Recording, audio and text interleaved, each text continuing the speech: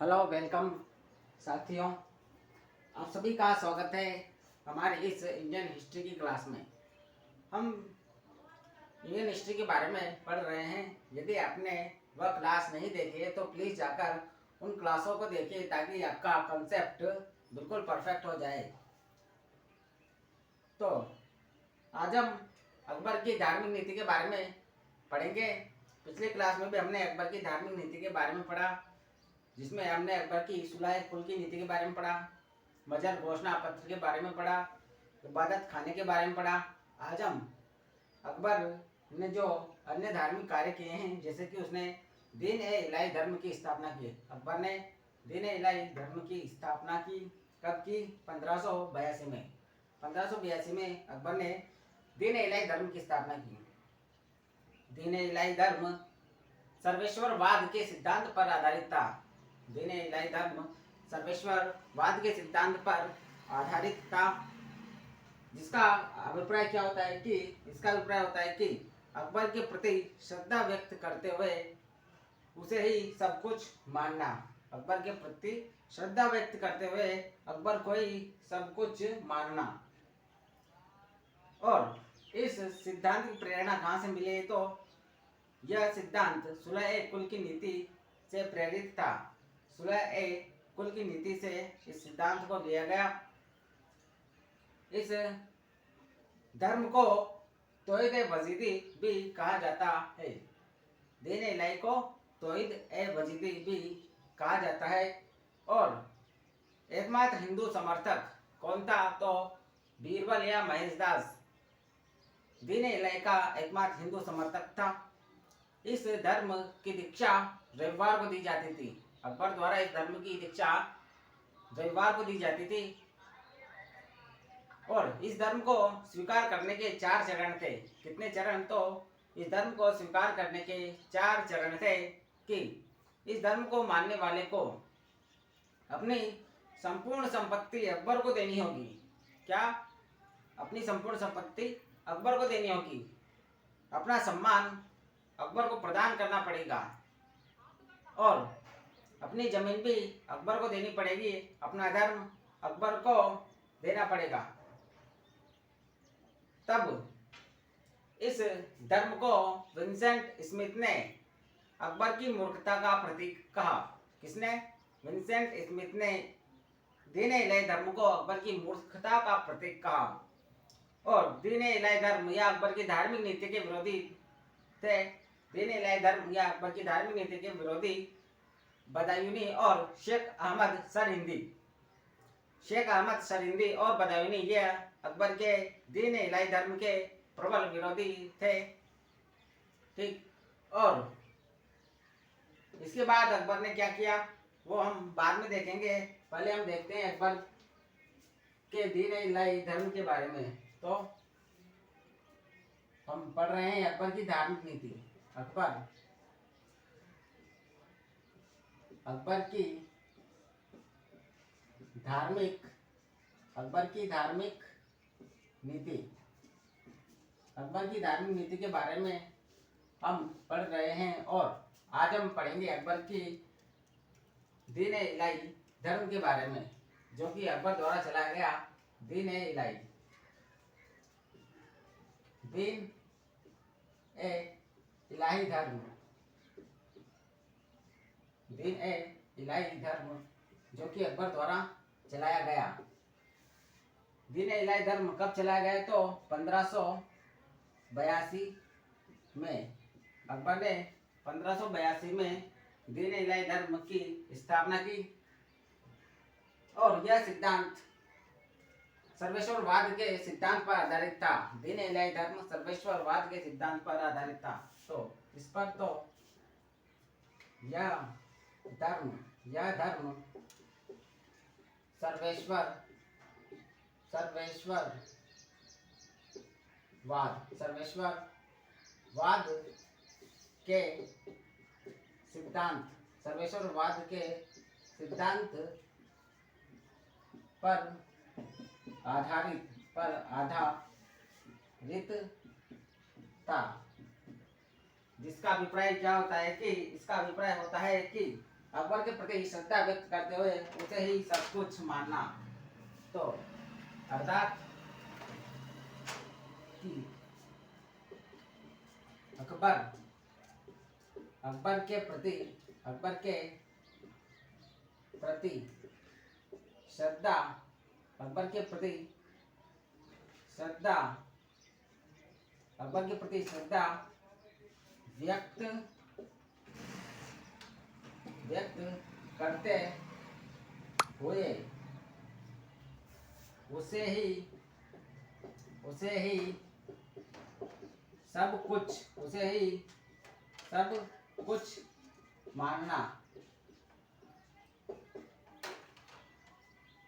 और दीन इलाही धर्म की प्रेरणा कहाँ से ली गई? तो इसकी प्रेरणा दीन इलाही धर्म की प्रेरणा सुलह एक कुल की नीति से ली गई।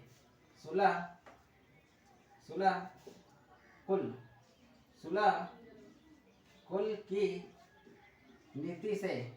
कुल की नीति से दीन इलाही धर्म की प्रेरणा ली गई।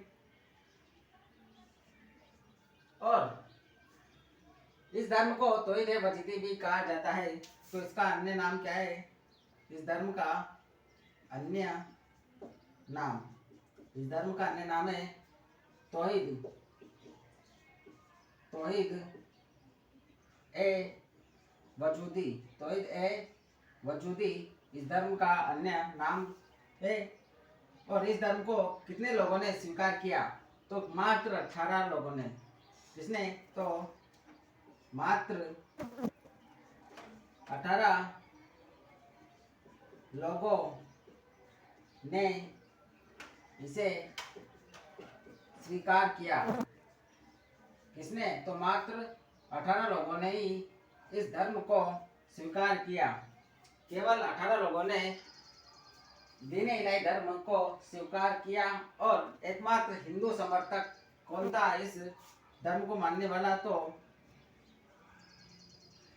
हिंदू समर्थक कौन था इसका? तो बीरबल या महेश दास। कौन था? बीरबल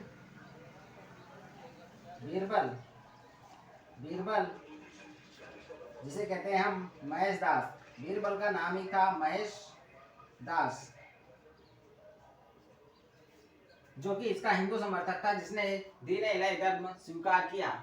तो दीन इलाही धर्म कब आया? 1582 में अकबर ने इसकी स्थापना की। और यह धर्म सर्वेश्वरवाद के सिद्धांत पर आधारित था। और अर्थात कि अकबर के प्रति श्रद्धा व्यक्त करते हुए उसे ही सब कुछ मानना। और इसकी प्रेरणा सुलह एक कुल की नीति से ली गई। इस धर्म के अन्य नाम है तौहीद ए वजूदी। और इसका एकमात्र इसे केवल 18 लोगों ने ही स्वीकार किया। और इसका एकमात्र हिंदू समर्थक था बीरबल ने इस धर्म को स्वीकार किया। बीरबल ने, जिसे कहते हैं महेश दास, बीरबल ने ही इस धर्म को जो है स्वीकार किया था।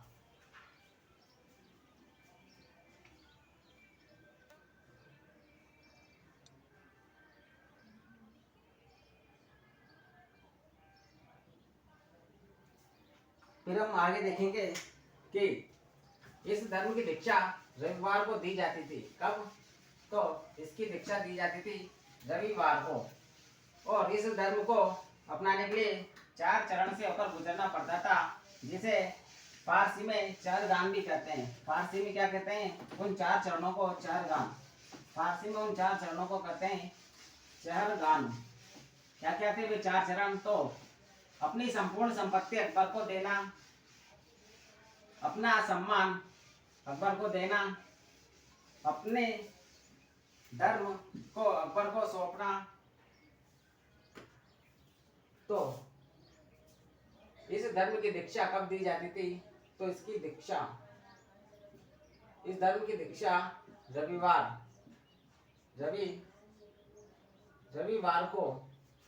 को दीन इलाही धर्म की दीक्षा दी जाती थी, जिसके 4 चरण होते थे। कितने चरण? तो इसके चरण दीन इलाही धर्म को स्वीकार करने के 4 चरण होते थे। नंबर फर्स्ट कि अपनी अपनी संपूर्ण संपत्ति अपनी संपूर्ण संपत्ति अकबर को सौंपना। अकबर को सौंपना।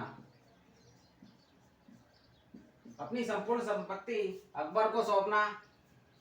नंबर 2 था कि अपना संपूर्ण सम्मान अकबर को सौंपना। नंबर 3 था कि अपना धर्म अकबर को सौंपना। तो अपनी संपत्ति अकबर को सौंपना, अपना सम्मान अकबर को सौंपना और अपनी जमीन अकबर को सौंपना। नंबर 4 है कि अपनी संपूर्ण जमीन अकबर को सौंपना। तो अपनी संपूर्ण संपत्ति अकबर को सौंपना, अपना सम्मान अकबर को सौंपना, अपना धर्म अकबर को सौंपना और अपनी जमीन अकबर को सौंपना। ये इसके दीन इलाही धर्म के 4 चरण थे, जिन्हें चरगान भी कहा जाता है। फारसी में इसे क्या कहते हैं? तो इसे कहते हैं चरगान। फारसी में इसे कहते हैं चरगान। ठीक, तो चरगान किसे कहा जाता है? तो दीन इलाही धर्म में जो भी प्रवेश करना चाहता है, जो भी इसे मानना चाहता है, उनके लिए 4 चरण थे दीन इलाही धर्म को स्वीकार करने के कि अपनी संपूर्ण संपत्ति अकबर को सौंपनी पड़ेगी, सम्मान अकबर को सौंपना पड़ेगा, चाहे अकबर उनसे कुछ भी कह दे, परंतु जनता को केवल अकबर का सम्मान करना पड़ेगा। अपना धर्म अकबर को सौंपना और अपनी संपूर्ण जमीन अकबर को सौंपना। तो इस प्रकार से इसके 4 चरण थे और इसे विंसेंट स्मिथ ने दीन इलाही धर्म को अकबर की मूर्खता का प्रतीक कहा। किसने? तो विंसेंट स्मिथ ने। विंसेंट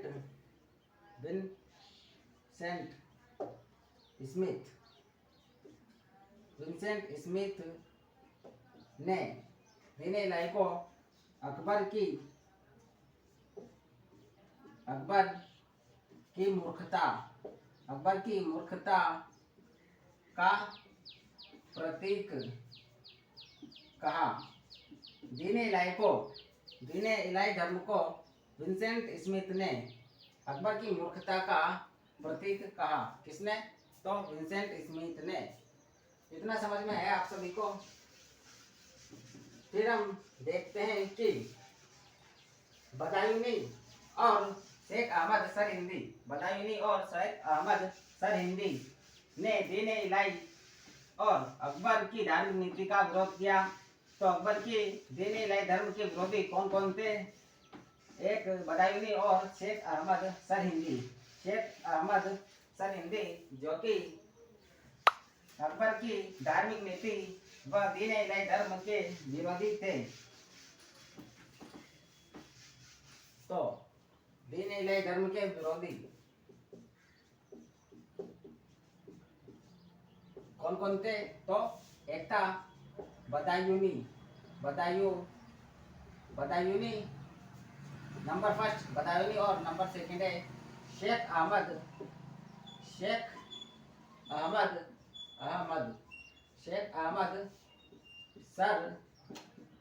सरहिंदी। बदायूनी व शेख अहमद सरहिंदी यह दोनों ही अकबर की धार्मिक नीति दीन इलाही धर्म के विरोधी थे और बदायूनी ने तो अकबर को इस्लाम का शत्रु भी कह दिया।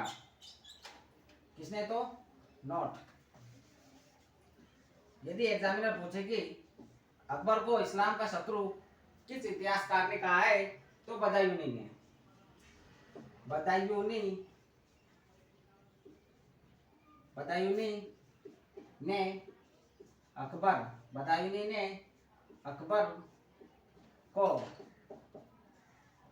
अकबर को इस्लाम का शत्रु कहा। बदायूनी ने अकबर को किसका? तो इस्लाम का शत्रु कहा। किसने? तो बदायूनी ने। और इस दीन ए इलाही धर्म का प्रथम अध्यक्ष, इसका प्रथम अध्यक्ष, तो दीन ए इलाही का प्रथम अध्यक्ष था अबुल फजल, अबुल अबुल फजल को, अबुल फजल को दीन ए इलाही धर्म का प्रथम अध्यक्ष बनाया गया। अबुल फजल को दीन ए इलाही धर्म का प्रथम अध्यक्ष बनाया गया। तो इतना समझ में आया आप सभी को? बदायूनी ने अकबर को इस्लाम का शत्रु कहा। इस्लाम का दुश्मन किसे कहा गया है? तो अकबर को।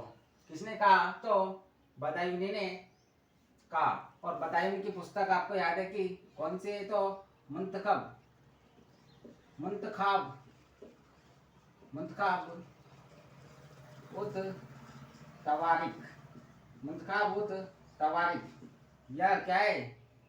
बदायूनी की पुस्तक मुंतखाब उत तवारिक। इतना समझ में आया? अब हम अकबर के बारे में और पढ़ते हैं। अकबर ने फर्र-ए-इज़्ज़ी सिद्धांत की स्थापना की। किसकी? तो फर्र-ए-इज़्ज़ी सिद्धांत की स्थापना। क्या होता है फर्र-ए-इज़्ज़ी? तो फर्र-ए-इज़्ज़ी का तात्पर्य है कि देवीय प्रकाश पुंज, देवीय प्रकाश पुंज, देवीय प्रकाश पुंज, जो कि किसका, जिसका तात्पर्य है, तो फर्र-ए-इज़्ज़ी सिद्धांत की स्थापना, फर्र-ए-इज़्ज़ी, फर्र-ए-इज़्ज़ी सिद्धांत, फर्र-ए-इज़्ज़ी सिद्धांत। अकबर ने फर्र-ए-इज़्ज़ी सिद्धांत की स्थापना की, जिसका अर्थ है देवीय प्रकाश पुंज, देवीय प्रकाश पुंज से युक्त व्यक्ति। इसका उद्देश्य क्या था? तो इसका उद्देश्य था कि जनता से सम्मान प्राप्त करना, जनता के मन में धार्मिक डर उत्पन्न करना और जनता का विश्वास प्राप्त करना, जनता का विश्वास प्राप्त करना, जनता के मन में धार्मिक डर उत्पन्न करना, जनता से सम्मान प्राप्त करना। फर्र-ए-इज़्ज़ी सिद्धांत के अंतर्गत अकबर ने स्वयं को जिल्ल-ए-इलाही घोषित किया, जिसका तात्पर्य होता है कि मैं खुदा का प्रतिनिधि हूँ। जिल्ल-ए-इलाही का अर्थ होता है कि खुदा का प्रतिनिधि। तो फर्र-ए-इज़्ज़ी सिद्धांत के अंतर्गत अकबर ने स्वयं को जिल्ल-ए-इलाही घोषित किया। ठीक, तो फर्र-ए-इज़्ज़ी सिद्धांत, जिसका अर्थ होता है देवीय प्रकाश से युक्त व्यक्ति। क्या होता है इसका अर्थ? इसका अर्थ है कि देवीय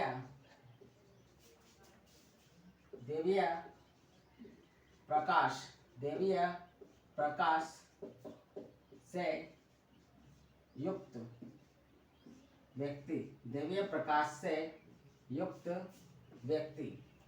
फर्र-ए-इज़्ज़ी का क्या अर्थ है? तो देवीय प्रकाश से युक्त व्यक्ति। और इस फर्र-ए-इज़्ज़ी सिद्धांत का उद्देश्य था कि जनता से सम्मान प्राप्त करना। इसका उद्देश्य क्या था? तो इसका उद्देश्य था जनता से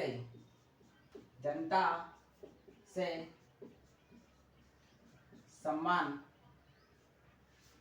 जनता से सम्मान प्राप्त करना, जनता से सम्मान प्राप्त करना, जनता में धार्मिक भय उत्पन्न करना, जनता में धार्मिक भय उत्पन्न करना, जनता में धार्मिक भय उत्पन्न करना और जनता का विश्वास प्राप्त करना, जनता का विश्वास प्राप्त करना, जनता का विश्वास प्राप्त करना। फर्र-ए-इज़्ज़ी सिद्धांत का उद्देश्य क्या था? कि जनता से सम्मान प्राप्त करना, जनता में धार्मिक भय उत्पन्न कर देना और जनता का विश्वास प्राप्त करना, यह इस सिद्धांत का उद्देश्य था। और इसका अर्थ क्या है कि दैवीय प्रकाश से युक्त व्यक्ति। और इस सिद्धांत के अंतर्गत फर्रे सिद्धांत के अंतर्गत अकबर ने स्वयं को जिल-ए-इलाही घोषित किया। जिल-ए-इलाही घोषित किया जिसका अर्थ है खुदा का प्रतिनिधि। तो इस सिद्धांत के अंतर्गत अकबर ने स्वयं को जिल-ए-इलाही जिल-ए-इलाही जिल-ए-इलाही जिसका अर्थ होता है कि खुदा का प्रतिनिधि, खुदा का प्रतिनिधि, खुदा का प्रतिनिधि जिल-ए-इलाही घोषित किया, घोषित किया। अकबर ने फर्रे सिद्धांत के अंतर्गत स्वयं को जिल-ए-इलाही घोषित किया। इसके अलावा हमने कौन कौन से धार्मिक कार्य हैं जो कि अकबर ने किए, तो अकबर ने बनारस व प्रयाग में बनारस व प्रयाग में धार्मिक कर समाप्त किए। बनारस व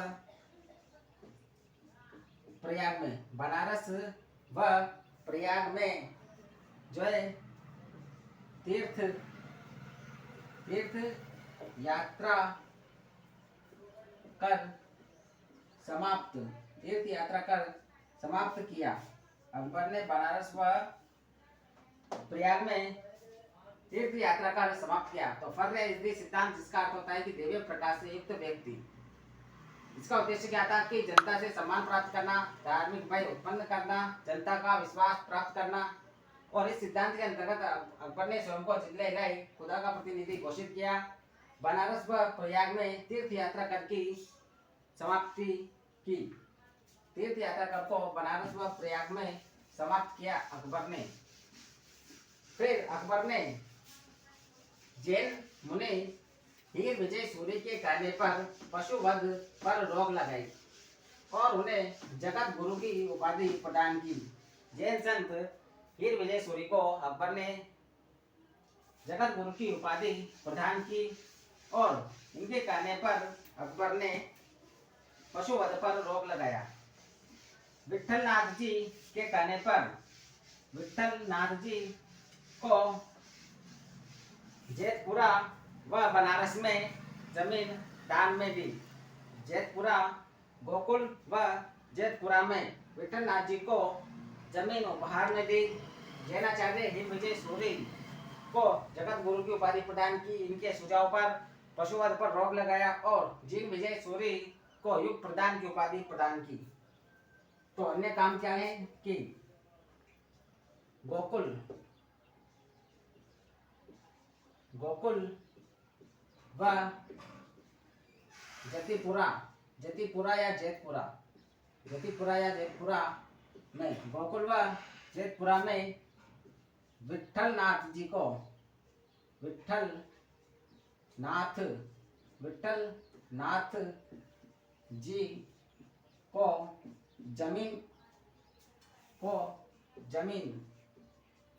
जमीन उपहार में दी। नोट तो गोकुल व जेतपुरा में विठल नाथ जी को जमीन उपहार में दी। फिर क्या किया? जैन आचार्य हीर विजय सूरी जैन आचार्य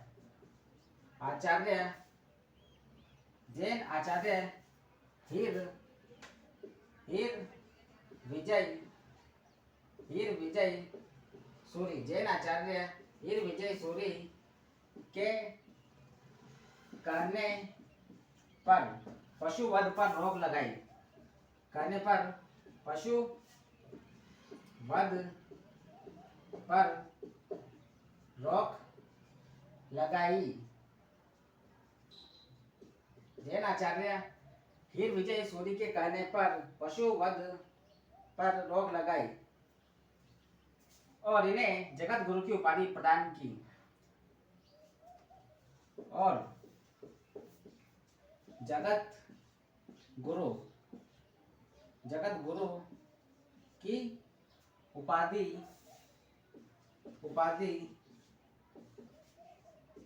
प्रदान की। किसे? तो हरि विजय सूरी के कहने पर पशुवध पर रोक लगाई और हरि विजय सूरी को जगत गुरु की उपाधि प्रदान की। हरि विजय सूरी को जगत गुरु की उपाधि प्रदान की। नोट। और फिर जीन विजय सूरी को युग प्रदान की उपाधि प्रदान की। किसे? तो जीन विजय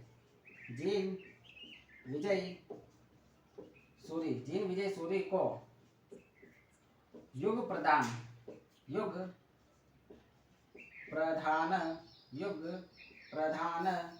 की उपाधि प्रदान की।